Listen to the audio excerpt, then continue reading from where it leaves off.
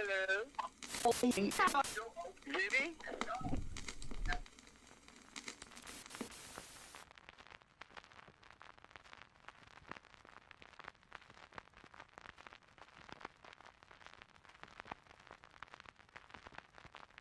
It can be said with confidence, what we are witnessing and filming here at ground level, they are also recording that same data out in space.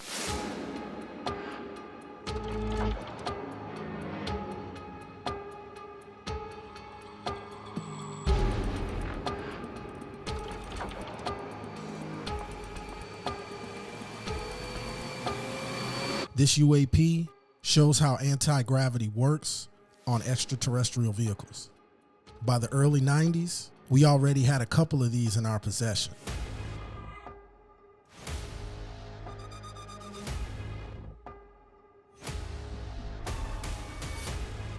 We know this because of Bob Lazar openly discussing his previous employer and what he worked on in the Nevada desert.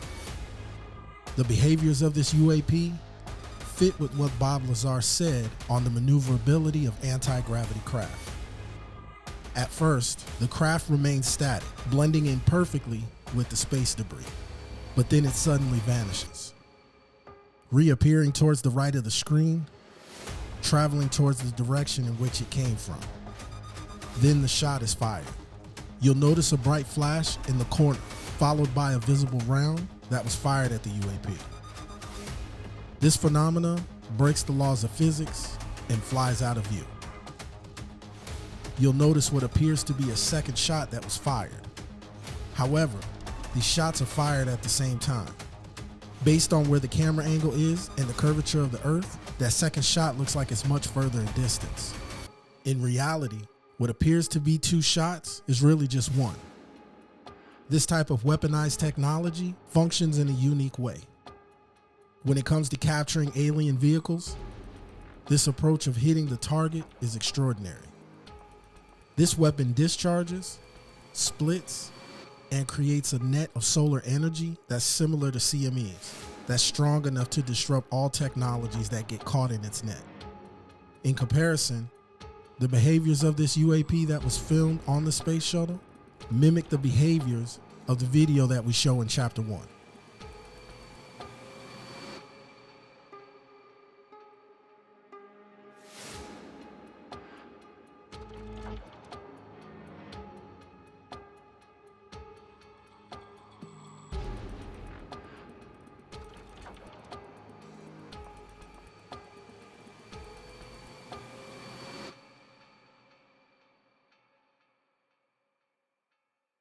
I'm not supposed to talk. How do I say it? I've always known I'm not supposed to be talking.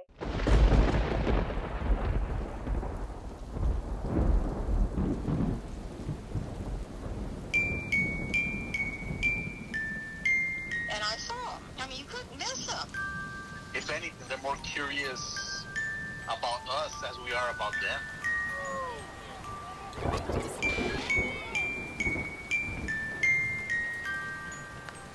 They wanted to borrow the image, or borrow the negative.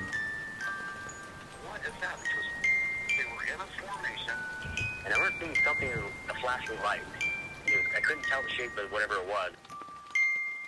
People are reporting seeing lights in the sky.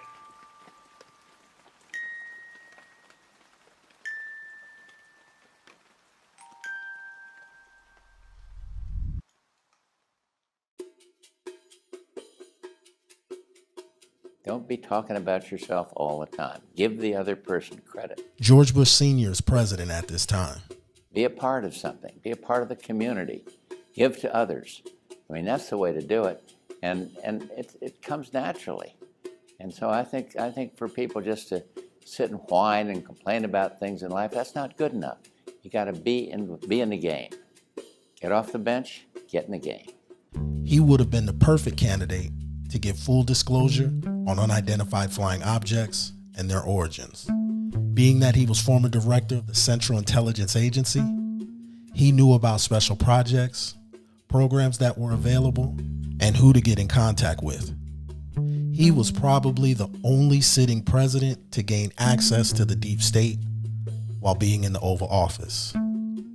In January of 1976, President Ford offered George Bush Sr. the position of running the Central Intelligence Agency to fix the reputation of the CIA. It was damaged due to some of the secret missions in the past, like the Watergate scandal or even the Vietnam War.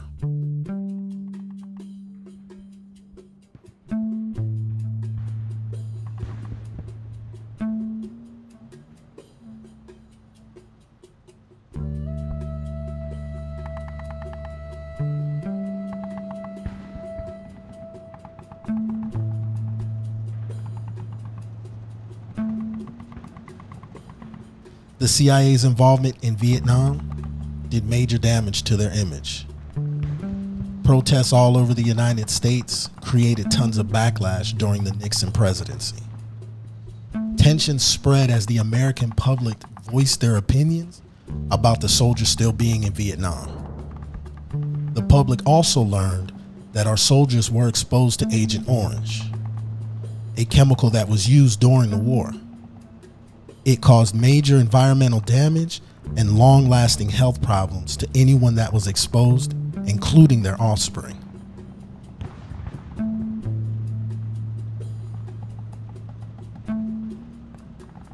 George Bush was given the duty of repairing the agency's confidence and reputation.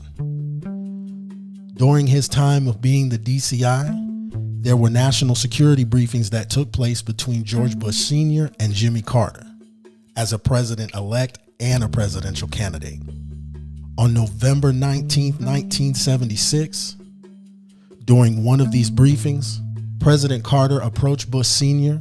and asked to be briefed on all information related to unidentified flying objects and their origins. President Carter was denied, and it's believed that the late George Bush Sr. took all his secrets about UFOs to the grave. But that's not entirely true.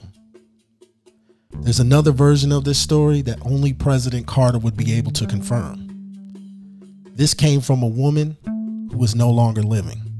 She was heavily connected in the political arena and in other areas of life. This is her invitation to personally meet the president in 1997. She was known as Sweetheart. Sweetheart stated that towards the end of 1976, George Bush Sr. provided information to President-elect Jimmy Carter in regards to otherworldly vehicles. This information that President Carter received from George Bush Sr. came in the form of a recording.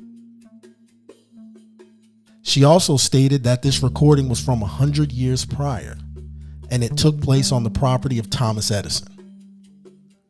Sweetheart insisted that Thomas Edison's recording of Mary Had a Little Lamb was not his first recording. She went on to say that during one evening while Thomas Edison was perfecting his phonograph, he heard a loud crash on his property. He went out to investigate, and he discovered an oval-shaped object that completely toppled a shed on the back of his property. Once he was done investigating, he went back into the workshop and realized that his phonograph was still on and recorded the sounds of this crash. This is when he realized his invention was able to record and play back audio. How this recording got in the hands of the government, I do not know. What I do know is this recording was in the hands of the CIA in 1976. Going through George Bush Sr.'s history as the director of the CIA, you'll quickly learn that he was only employed there for 1 year. During this time, while Carter was campaigning for presidency, he promised, if elected, he would make a push for the government to release all information involving unidentified flying objects. Once Jimmy Carter became president, Bush placed a call and gave his resignation, in which Carter accepted. His resignation took place on January 10th, 1977, the day of Carter's inauguration. President Carter was happy with the changes that were made within the CIA under Bush Sr.'s leadership. He had to be replaced because of his Republican ties. Once Bush was no longer employed by the CIA, This is when he shared the information about the Edison recording with President Carter. Let it be known that President Jimmy Carter did follow through and make that push to have classified documents made accessible to the public. But then he soon realized that some of that information he was asking to be released could threaten our national security.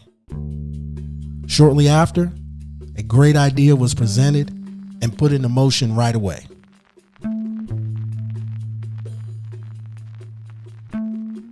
Hello from the children of planet Earth.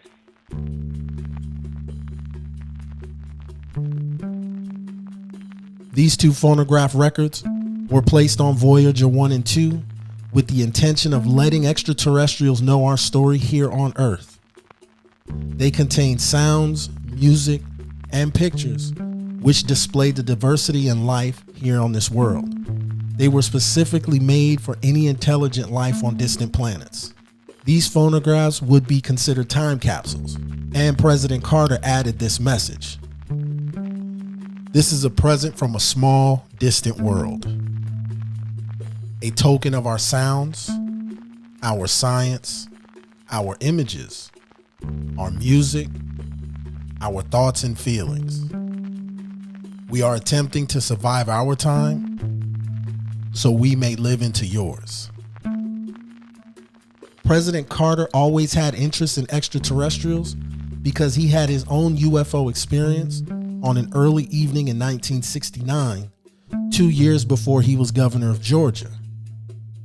Carter was preparing to give a speech at the Lions Club in Leary, Georgia, when one of the attending members got Carter's attention and pointed out a single bright white light off in the western sky. Carter gave his best description of the object that he and 20 other people witnessed. He said the object was a big bright light, as bright as the moon. It was just above the horizon, and then it began to come towards the group of individuals. It began to change colors, from red to blue, then eventually back to white. And then it went off into the distance and out of their view. He also said that the object was not solid in nature, and it was made of light. While Carter was campaigning for presidency during 1976, he was very open about what he witnessed that evening in Leary, Georgia. The contents that were gathered and placed on the golden records were personally selected by a committee that was headed by Carl Sagan. He was an American scientist and astronomer who was well known for research on possibilities of extraterrestrial life on other planets. Prior to the golden records, Sagan sent the Pioneer plaques into space, which were the original messages that were launched out a few years prior. The Voyager probes had a similar path as Pioneer 10 and 11, which studied the environments around Jupiter, Saturn, and the asteroid belt.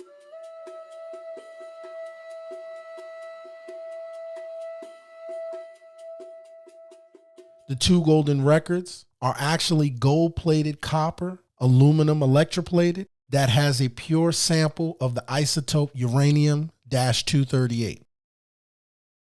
Uranium-238 has a half-life of 4.4 billion years. Sagan stated the records were sent into space with the hopes of extraterrestrial life finding them, and if they are intelligent enough, they will be able to play them and learn about human life on a distant world called Earth. Both phonographs were placed on Voyager 1 and 2 with a scheduled launch in August and September of 1977. 2, 1. We have ignition and we have liftoff. Voyager 2 was launched on August 20th, 1977, 16 days before its sister craft.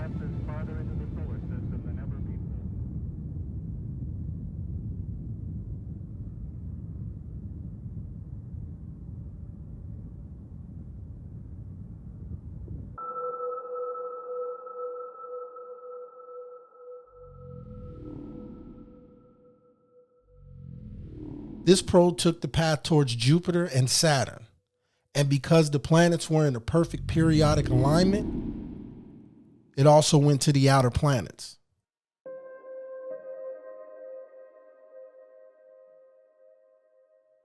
First, the probe encountered Jupiter.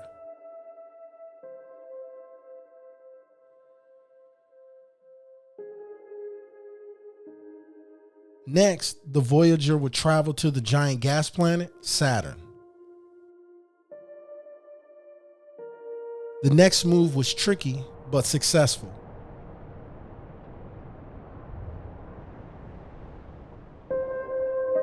Using the gravitational pull of Saturn, the Voyager slingshotted over to Uranus.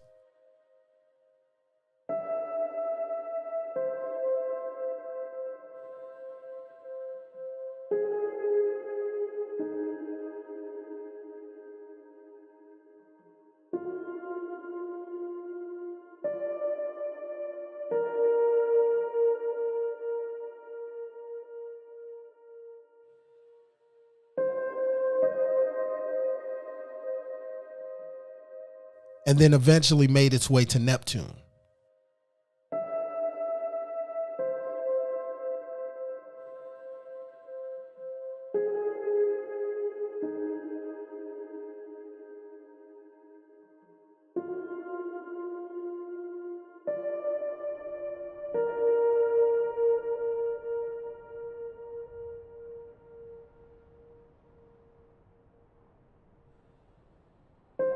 Before eventually heading towards interstellar space. Voyager 2 is the only probe in human history to have visited the giant ice planets. Voyager 1 launched on September 5th, 1977.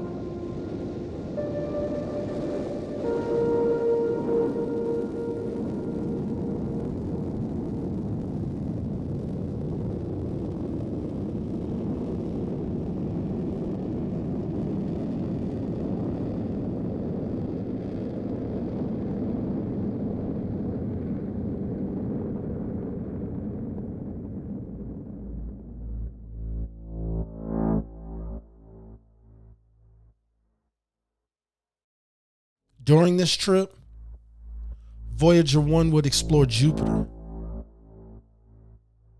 and capture images we missed out on with its sister probe.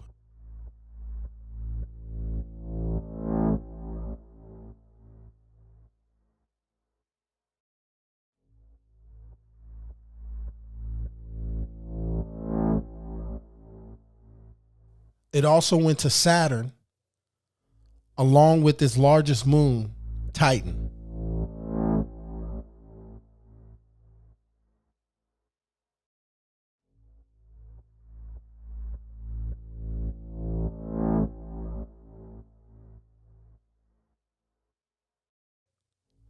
We decided to explore Titan because it was already known to have an atmosphere that could be sustainable.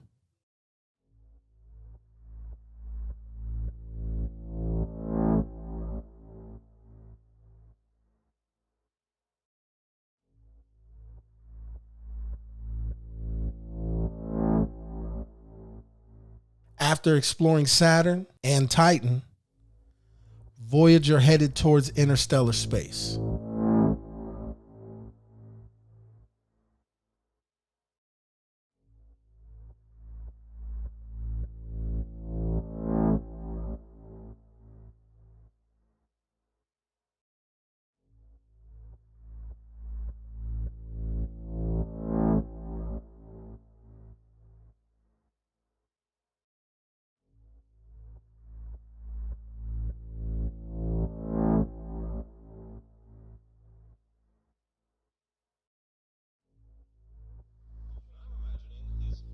The facts that I've just stated becoming generally known, so that people know that out there is a million other civilizations. They all look fabulously ugly, and they're all a lot smarter than us.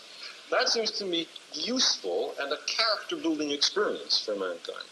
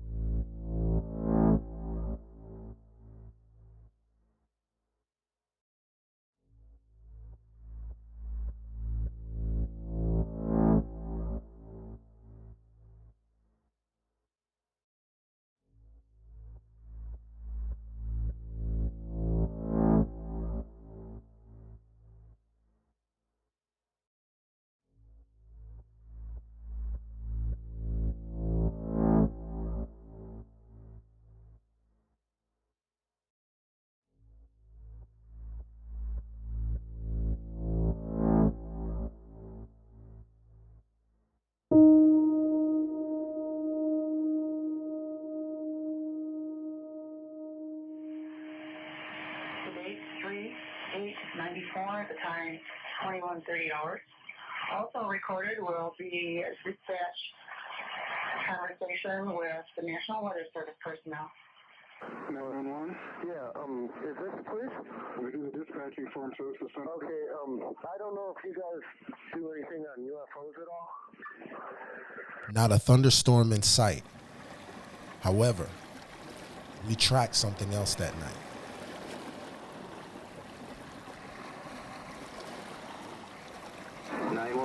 You guys busy?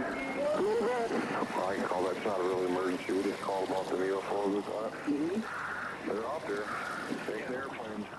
For nearly 200 miles of the Lake Michigan shoreline, from Muskegon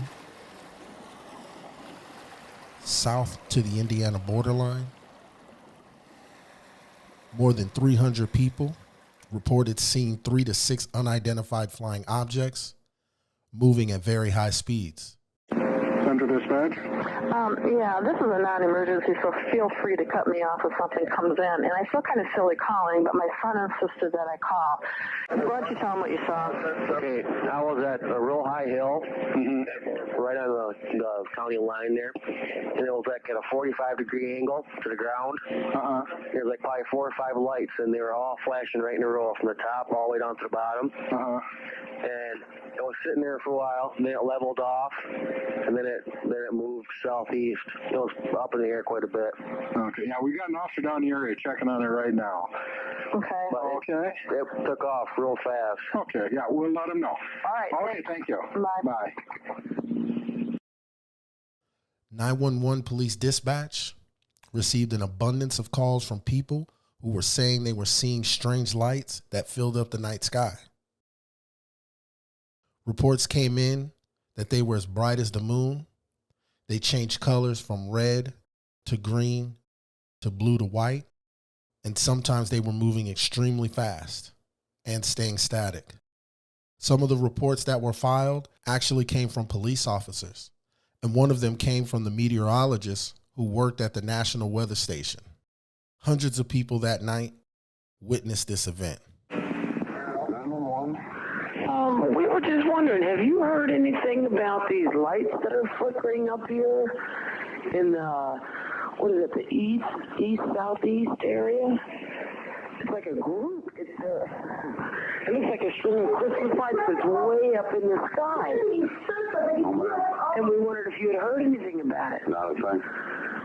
Wow, you might want to have somebody take a look. It's different. I've never seen anything like it. I don't know. It's strange. But it's right out east-southeast. It's way up. And it's just like a circle of a lot of different lights flickering. And it's different than any airplane. Jack Bushong, who is now a retired meteorologist who observed the sighting on weather radar while he was working the Muskegon radar. He said they were just moving so fast, and he had very little time to describe what they were doing on the evening of March 8, 1994. He was working at the National Weather Service Station by himself.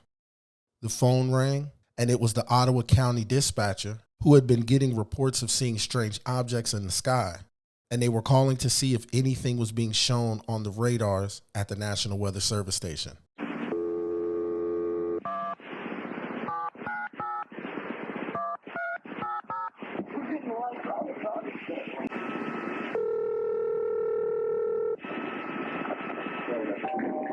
Well, the service Muskegon. Hi, Muskegon. This is Ottawa County 911 calling. Yeah, how you doing? Good. You guys have access to a radar there, don't you? Yes, we do. You do. You getting anything weird down in the southern Ottawa County area? Anything weird? Hold on for a second, okay? At first, Jack Bushong is just seeing the normal activity that would occur on a clear evening. At this time, the radar seems to be in an automatic state of operation, and he's just giving simple observations. As this is going on, the Ottawa County dispatcher is still receiving calls about sightings of strange lights in the sky. These calls were coming from multiple cities surrounding Lake Michigan. The public is still continuing to see the objects, and they are not sure what they could be. These objects are bouncing all over the place, from South Bend to Muskegon and even Chicago at very high speeds. There was recently a tower that was built in the area, and when it became operational, the tower lights were static. After a couple weeks, the operation of those lights began to blink.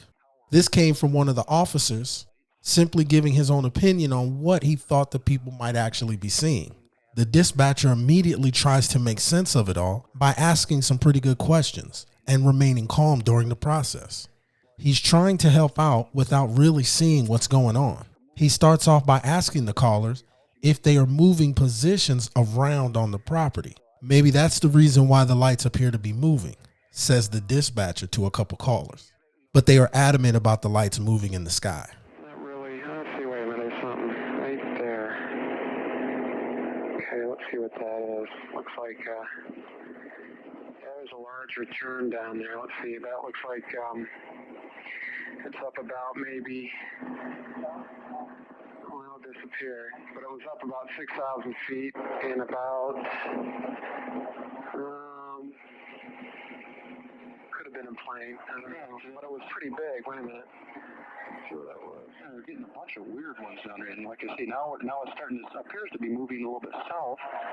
Yeah, okay, well, it moved. Let's see. Yeah, there's something big down there. Wait a minute, that's really strange. Because Mr. Bushong was using the radar in the horizontal, he really wasn't able to see them because they were dropping and rising in altitude within seconds.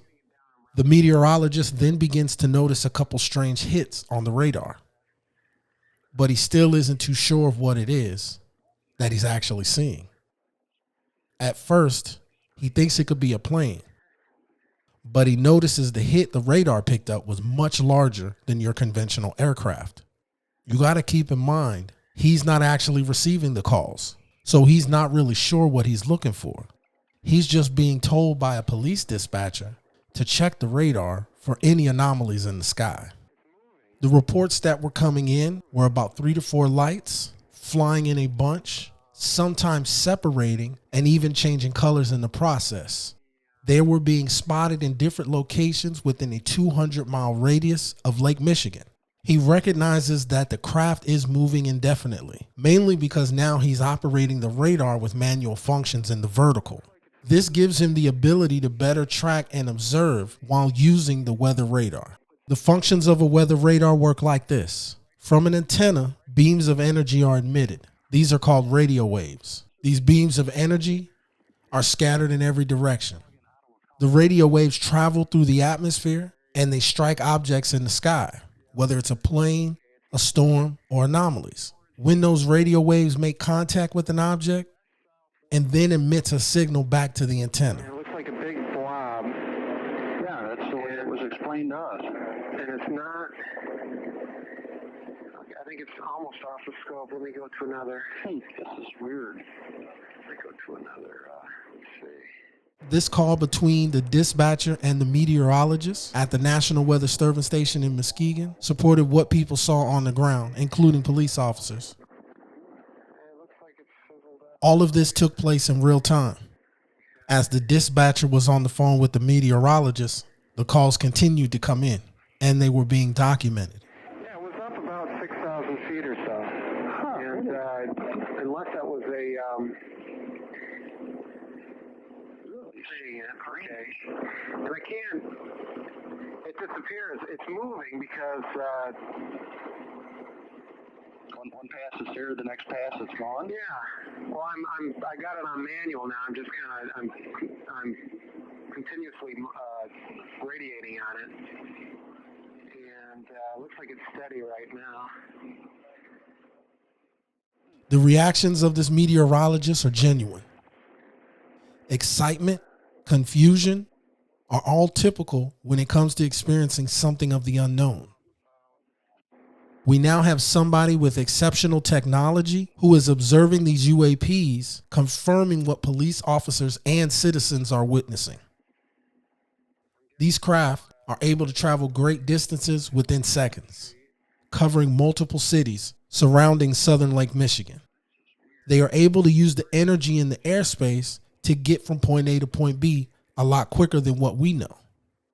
The returns that were coming back to the radar showed these objects as massive points of energy. blobs of energy that are able to manipulate the airspace above Lake Michigan. Objects. Oh my God! What is that? That were going together and coming apart. Yeah, there's three, and they're lengthwise. Now I'm getting three of them, and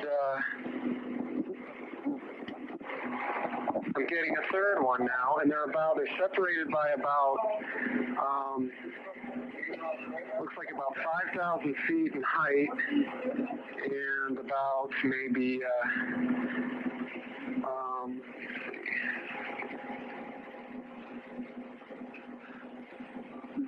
an officer just sent me a message here. He says about maybe they're separated by about 50 kilometers. See, and they're very strong returns. I'm getting a real they're spiking, so there's something pretty solid. It's not precipitation or anything, especially up at that height. Yeah, an officer in Holland City just sent me a message. He says, can we identify anything further? He says, looks like 3 to 4 of them. I'm seeing three, and they're separated by they look like a triangle on my scope. I'm looking one around down by let's see. I'm seeing one down near South Haven. I'm seeing another one over Lake Michigan, about northwest of Benton Harbor, and another one over, west of, or east of Benton Harbor, which would be near, looks like Decatur. I'm seeing three of those. They're very strong. Now I'm getting another one down in Berrien County. These are huge returns. I've never seen anything like this. Not even when I'm doing storms. These aren't storms. They're just popping up all over the place. This is strange, yeah, because the officer says it's green and red lights. It does not look like an airplane. Okay. They come together and then they separate, and they just keep doing this all the time. And he's seeing that. Yeah, I'm seeing three returns. They've moved positions now. South Haven looks like shed more light. Jack's reaction to the behaviors of these UAPs is uncanny. They are always multicolored, and they always appear to travel really fast. They are able to use the energy in the airspace to get from point A to point B a lot quicker than what we know. The northwest by about, now they changed positions again. One about 20 miles west of South Haven. Another one just above, looks like the Coloma, and the other one is just off the coast of Benton Harbor. Wow, this is weird. Okay, now that one near South Haven has moved. It's moving further out into Lake Michigan. I'm getting them up. Okay, it popped. The one, now I'm getting 4. No? Yeah, I got 4 for a while. Now I'm getting another one way down. I did for a little while. These are all up around about between 7,000 and 12,000 feet. Oh, this is strange. This is really weird. Yeah, it's, I don't know if it's some kind of energy or it's the radar is picking up something. It's a Union 22. I wish we had a picture of this, but I want to find out exactly where he sees them once. Yeah. UAPs like this typically remain unexplained. The erratic movements of these UAPs really began to pick up as they traveled south toward Chicago and the Indiana borderline. This also is the first time that officially documented reports show that the lights were in a V shape or in a triangular formation while they were traveling. They were sometimes separate, and then they would come back into a formation. Southwest of Holland City. So that could be that one by Benton Harbor if it's up that high. This is really weird. I was getting 4. Okay, now they've moved position again. And I'm sweeping it back and forth in kind of like a triangle, just back and forth from where the beam is spotted towards Chicago, then I sweep it back toward maybe Fort Wayne. Mm-hmm. And each sweep, they'll be in the same position, and then all of a sudden they'll pop up somewhere else. So it's instantaneously moving, and I'm getting about between 3 and 4 returns. And they look like, sweeping in the vertical, they look like very strong spikes. I'm getting,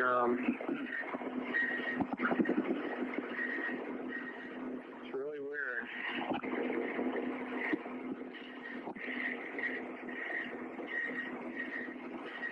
So I don't know if I'm, these are bigger than planes. Usually a plane will pick up as a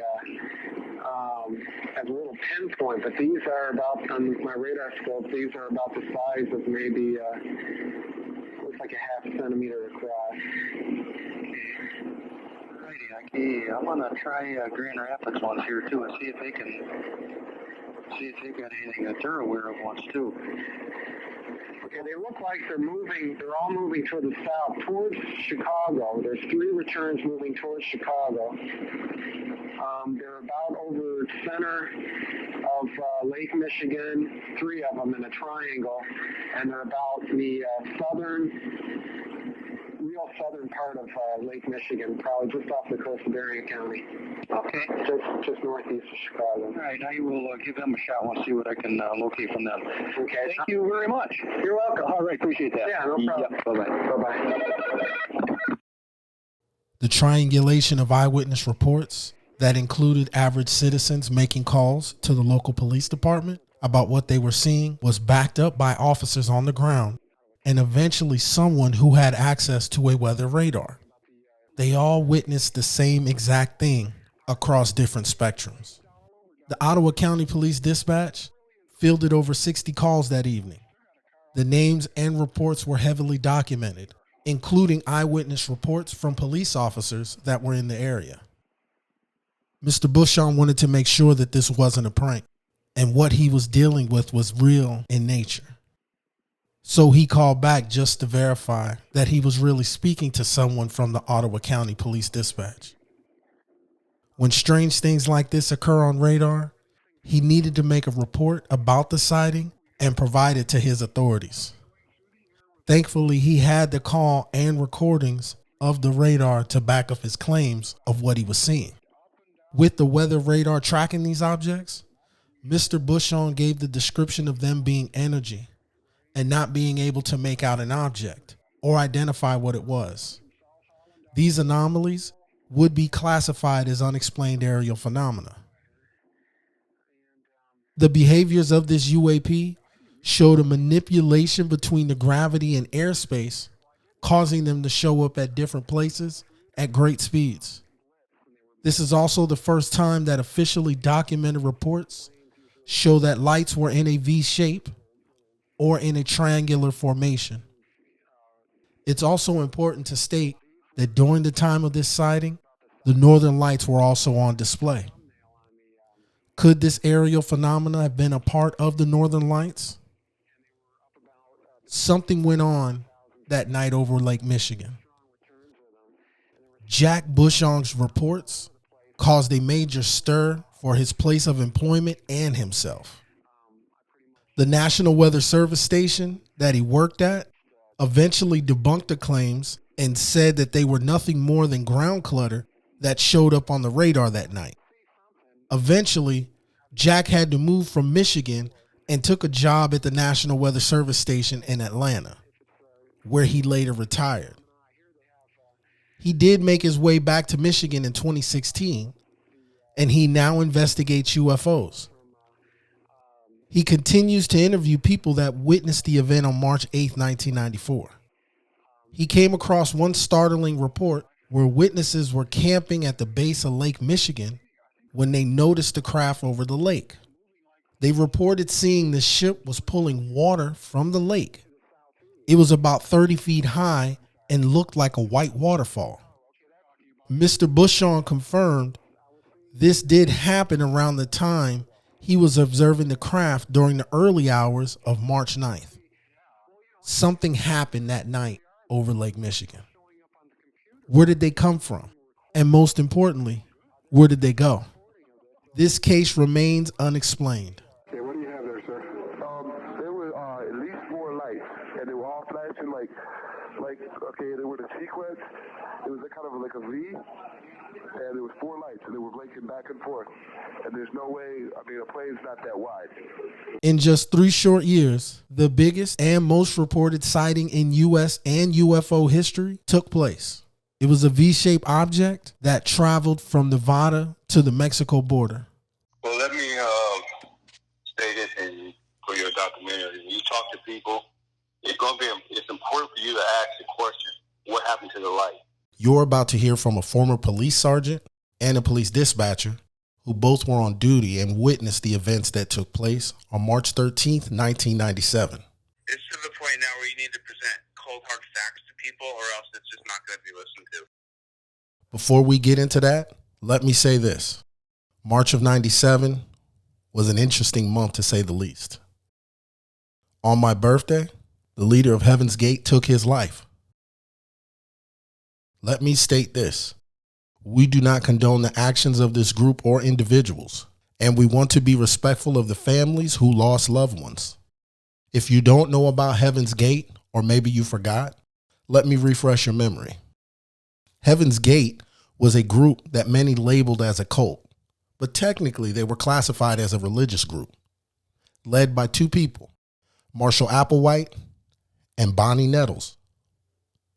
They both met in the 70s, and they hit it off from the start. They went by the nicknames T and Doe and created what was even considered a new religious movement based in America. This movement was founded by UFO activities and beliefs. They also believed that they were the 2 witnesses in the book of Revelations. In modern pop culture films like The Phoenix Forgotten or even The Phoenix Incident, the people that are depicted to have gone missing in the desert or picked up by a ship are in fact representations of the people who are part of Heaven's Gate. Some of the founding beliefs of this movement were that they would become extraterrestrial beings, ascend to the next level, and were going to board a ship that was trailing a comet. These beliefs were something that Bonnie and Marshall fully believed and preached to their followers. They both believed that they were here to fulfill biblical prophecies, and Applewhite believed he had a blood relation to Jesus himself. In 1976, they stopped recruiting and began to disappear from the eye of the public. Sadly, Bonnie Nettles passed away in 1985. Marshall Applewhite continued on with preaching to his followers that they would board an alien ship that was following a comet. Well, on July 23rd, 1995, a comet was discovered and later named Hale-Bopp after those who found it, Thomas Bopp and Alan Hale. And to top it off, an amateur astronomer by the name of Chuck Schrammett photographed a strange object trailing the Hale-Bopp comet. Also, a professor at Emory University announced that an alien craft was in fact trailing the comet. How would Bonnie and Marshall know that a comet would fly past Earth before it was discovered? And how would they know that some object would be trailing the comet? The closest flyby of Earth by the Hale-Bopp comet was in between March 22nd and April 7th. The Phoenix Light story, over the years, has become diluted with some misleading information. On the night of March 13th, 1997, a group of people did not go missing. There was not just one event, and the 13th was not the only night the lights were in the sky. As a witness to the Phoenix Lights, flares cannot travel in formation from Nevada to southern Arizona. That doesn't mean that flares weren't used later that evening over the Goldwater Range. The Goldwater Range in the past was called Luke Air Force Range. We have shown that this area is in some of the pages of Project Blue Book. The night of March 13th, multiple events took place over this range, including the use of flares. Here are two people that have not shared their stories until now.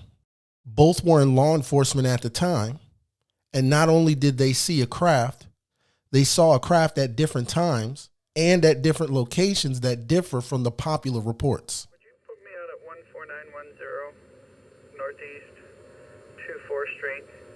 Be making contact with the... Well, my name is Elizabeth Compton.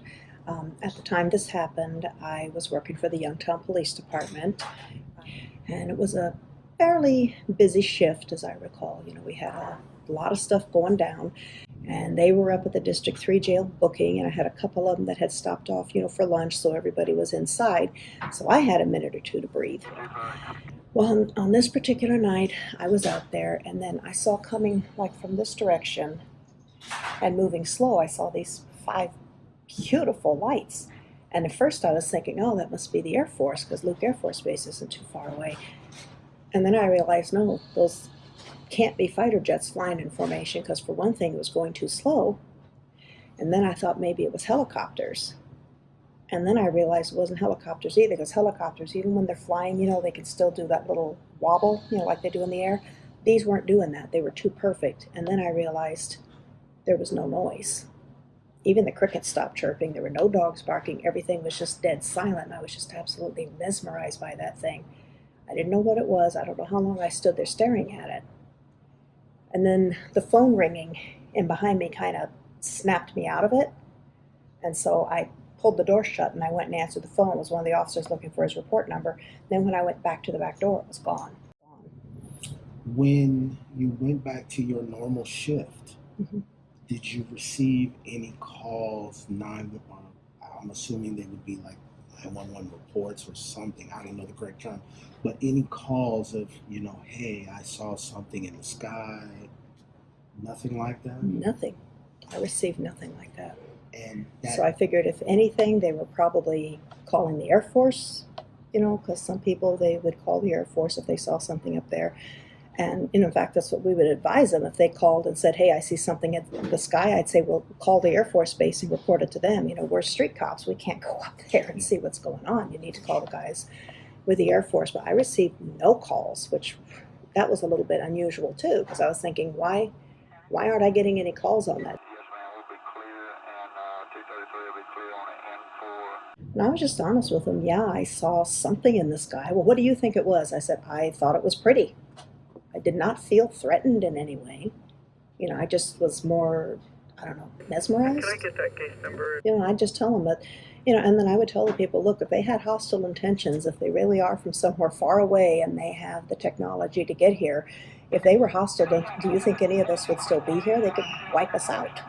I said, if they had hostile intentions, you would not be here, I would not be here. And I said, nobody would be here.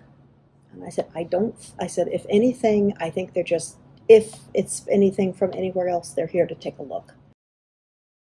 I was facing the White Tank Mountains, yes, sir, and Luke Air Force Base was off in that direction, because Youngtown is like from Grand and 111th Avenue, and it goes down to Peoria Avenue, and it ends at the river bottom, the Agua Fria river bottom, and Luke Air Force Base is west of that. So that's why I thought, well, it's probably something from Luke Air Force Base, but again, the silence, that kind of blew my mind a little bit, because I was like, planes are not silent. This thing was just barely moving at a crawl. But then it also astounds me too, because when I last saw it, it was like right here over the white tanks. Then I went in, answered the phone, you know, hi, your report number is, okay, see you later, hang up, go right back, literally that long. And when I opened the door, this was gone. So if it had been just moving still at that same pace, it might have been to like there at that same pace, but it was gone when I went back to the door, so I don't know. We'll have another conversation about this at another time. Yeah. But this is interesting to me. That is an area of interest that we'll definitely talk about. And so we're both there 50. Colorado radio at 5800 Blackwell. And 4718. Okay. Well, the reason I told Rico, you know, he had called me, and as he knows, I don't talk about it.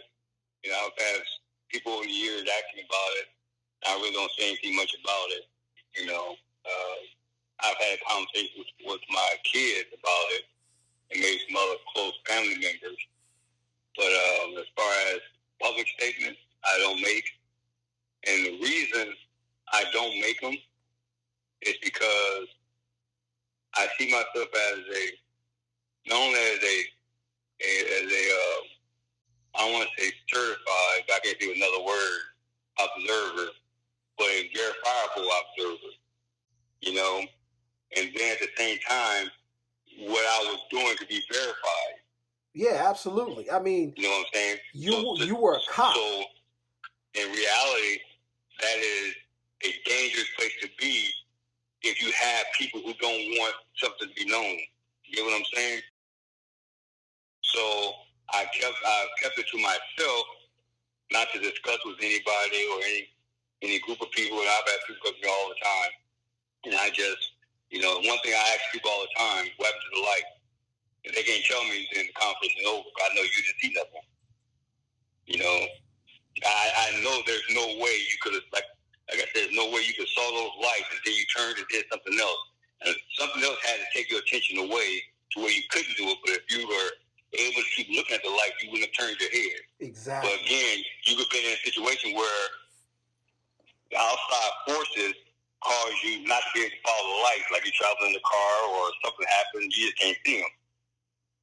So I told Rico that I'm going to talk to you only from the standpoint not to come out as a eyewitness to this, because there's thousands of them out there. Yeah. But more of to make sure that when you talk to somebody, you know whether or not they saw the lights or not, or they just part of the groupie. And for myself, unless I see footage that show what happened to the light, then it's not true footage, because if you had a camera on it, you definitely didn't turn the camera off. So if you show me a footage of just lights, it's not true.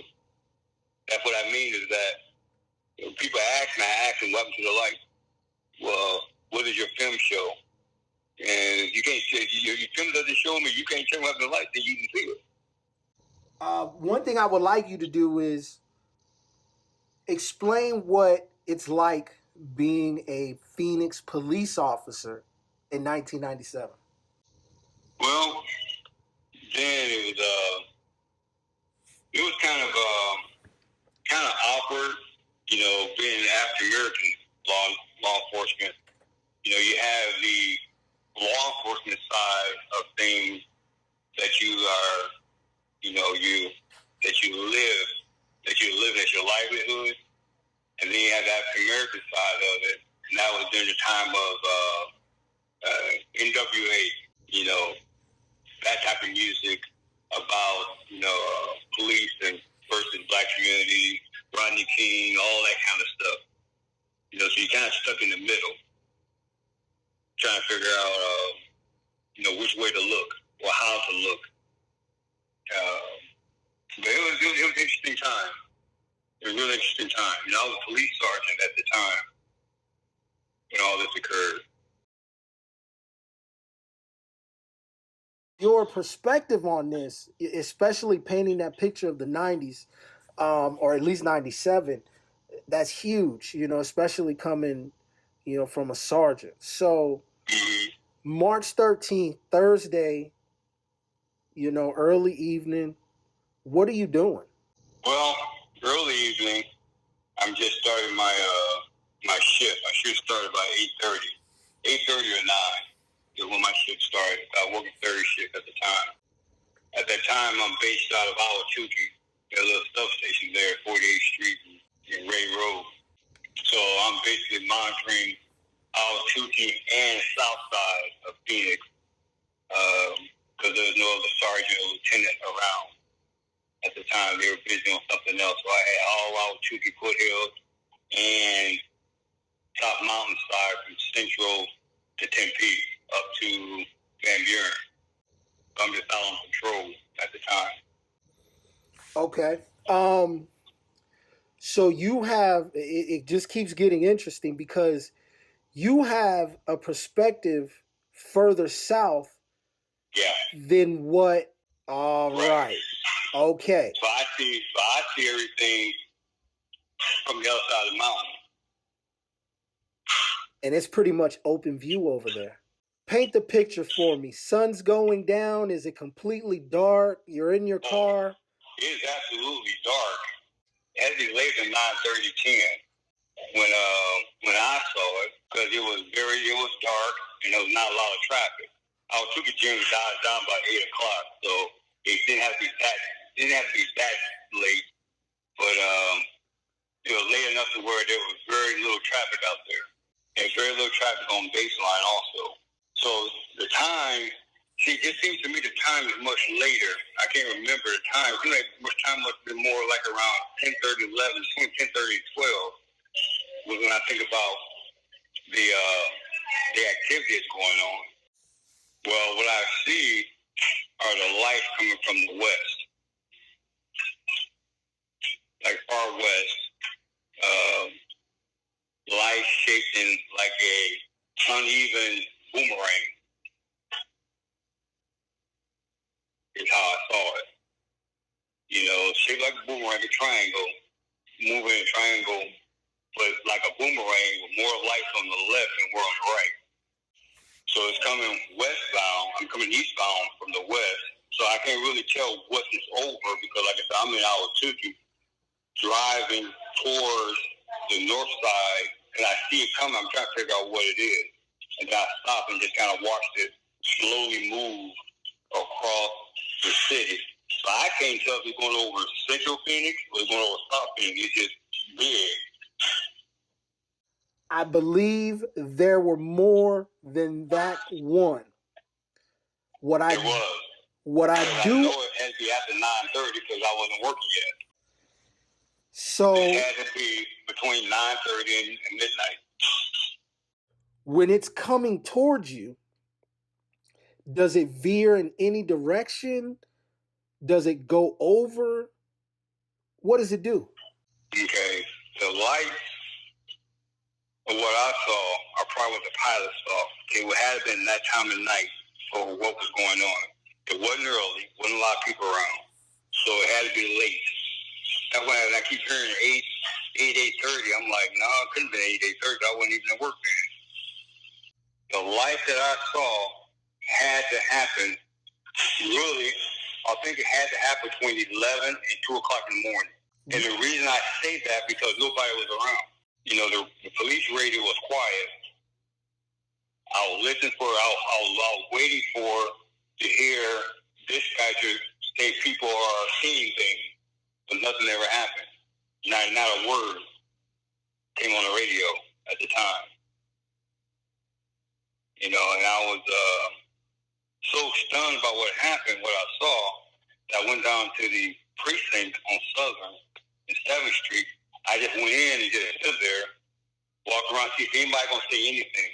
Nobody said anything. Nothing came on the radio. No, nothing at all. And the first time I heard anybody mention anything about it was the next day.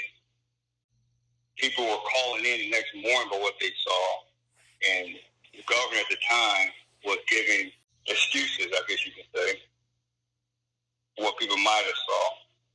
It was then that I knew that I'm not saying anything because there's no way people didn't see what I saw. And it's obvious they don't want to be known as what I saw to be what it was. So at that point that I decided I'm not going to say anything, because at that time I knew, me being a police sergeant on duty, and you can verify where I was at and what I was doing by radio and by computer, tracking the car and all that. You can see that wherever I say will be true. And if it's not something that should be known to everybody, somehow or another, I will be subject to whatever needs to be done to me keep my opinion to myself. Because I knew enough about being a police officer long to have been that there are things the public needs to know and things they don't need to know. Exactly. I understand that very clearly just in my job alone. Working the streets at night, when you go out there and you do your police work and you have homicide, you have death, you have all these things, the greatest thing you can do is get the streets cleaned up before everybody wake up, so they can have their normal day. They may hear about tragedy that happened on the news, but they didn't see it. So it doesn't become a conscious thing. They just get back on the road and just go on through their normal day or week like nothing happened. So for me, it was like, well, this is one of those situations where the public don't need to know until the government, whoever says what was going on, I'm going to keep it to myself. I share with my own kids from the standpoint of, I tell them, you must understand there's much more to this world than what they're willing to let you see. You must open your eyes and ears and your sixth sense to what's truly out there and available to you. Because what they're showing you is not true. Now, even Rico, I never told him what happened to the light. I tell nobody what happened to the light. The only reason I'm telling you is because you're doing a documentary. And I want you to ask that question, what happened to the light? And the only way, again, that you should accept their description of what happened is if their reasoning for not knowing what happened to the light makes sense. You know, they're not there now, and all of a sudden they're gone. No. Were they near the mountain ranges anywhere? They were closer to the South Mountain Range than they were up north. Because I thought they were flying over South Phoenix the way I'm looking at them, but it's so big. They were very wide, but they were close to the mountainside. They didn't cross over the mountain at all. If I was to guess, I would say I'm at 48th Street and they're at 51st Avenue. But they're so big, they look close. I mean, they're so widespread, the light. I can't see what the lights are attached to, but I can just see the light. That's why I say they had to be far away, because all I can see is light and not necessarily, you know how you can see a car headlight from a distance, all you see is the light? Yeah. But as it gets closer, you see the light in the car. But in this case, I couldn't see the body of the lights were on, I could just see the light. That's why I said it had to be still far away. So for myself, since that day, I don't look up in the sky anymore. I do not need any proof of anything anymore. I don't need verification because I saw what I saw, and you can't tell me what I didn't see. You know, and like I said before, because of my what I was doing at the time, that just makes me, what I say, more verifiable, because you can just check out records and see where I was at and what I was doing. And the mere fact that nothing came over police radio at all. And then we go to the precinct and nobody said anything. You know, I mean, the station was empty anyway. That's how I know it was late. There wasn't no officers around except for the clerk at the counter and maybe a couple of officers doing paperwork. But I kind of hung around the office for about an hour and a half just so if somebody would just say something came on police radio. Like I said, it didn't come out until the next morning. I saw it on the news. So I'm looking at it right now. The reports that came in, that started to come in, they started at 7:55 in Henderson, Nevada. I'm not too familiar with the Henderson area, so, you know. Henderson is like a suburb of Vegas almost. They're pretty much attached. You cross the street, you know, and you're in Vegas. And it's on the south end of town. It was just below the highway that connected the 15 to Henderson. That was south of McCarran Airport. But anyways, I was working what they call a crusher. And a crusher is a piece of equipment that crushes, you know, big rock, concrete and stuff into small rock. And they use it for road base and all that kind of stuff, for building highways and stuff. But we were working at night. And I'm used to seeing all the air traffic coming in from the east to land at McCarran Airport. That was common. I mean, there's planes lined up all the time. And then I'm used to seeing all the planes to the north that come straight from the north to the south and line up and land at Nellis Air Force Base. That's common every night kind of thing. And since I was on the south end of town, the piece of equipment that I was running is a loader, and I'm loading the plant with rocks, you know, to turn into a base. So every time I went to load the plant, I'm looking straight north. And my father and grandfather are both pilots, and I've been around aircraft since, you know, as far back as a baby. So I understand how aircraft work. You know, they're perpetual motion. They have to stay moving to stay in the air. I really didn't. I don't know how I remember noticing the lights, but you know, I noticed a couple lights, and I went back to get more rock. You know, just scoop it up with a bucket, and I go back, and I just, you know, I just keep seeing these lights, and they just look unusual to me. It's like, well, that's not traffic coming into either one of the airports. That can't be a helicopters. You know, they're perfectly spaced, it seemed like. And it just didn't make any sense to me. So, you know, I just kept watching and kept watching and kept watching. And they were there for like, you know, I'd say probably 45 minutes, you know, or better, you know. And I stopped and I yelled at the guy in the crusher. I says, hey, look at that. And he stood there for a few minutes and looked at it and just shrugged his shoulders like, you know, he didn't know what it was either. And as you know, if you're familiar with Vegas, Nellis Air Force Base is on the north end of town, on the very north end. And to the west of that, farther north, is Area 51. And all that area in between Area 51 and the highway is all pretty much Nellis Air Force Base training grounds. So it all looked like it was that far north of town. I remember going over someplace, I was at somebody's house, and then this thing came on the news about the lights over Phoenix, and when I saw the lights that they had taken pictures of, I'm like, holy crap, that is the exact same thing I saw north of Vegas. I mean, it literally looked the same. It had that same, it didn't look as curved as the ones I seen in the Vegas thing, but it looked exactly spaced out and looked just like those lights. And I know that they tried to say the ones in Phoenix were flares. Okay, I've seen flares. You know, I've done search and rescue. I've been around flares. Flares go up in the sky for a couple of minutes, and they sway back and forth as they come down, and they give a shimmering light. These stayed up there, you know, for like 45 minutes at least, and they didn't move, and it didn't make any sense to me. What I saw was exactly what was in those pictures from Phoenix.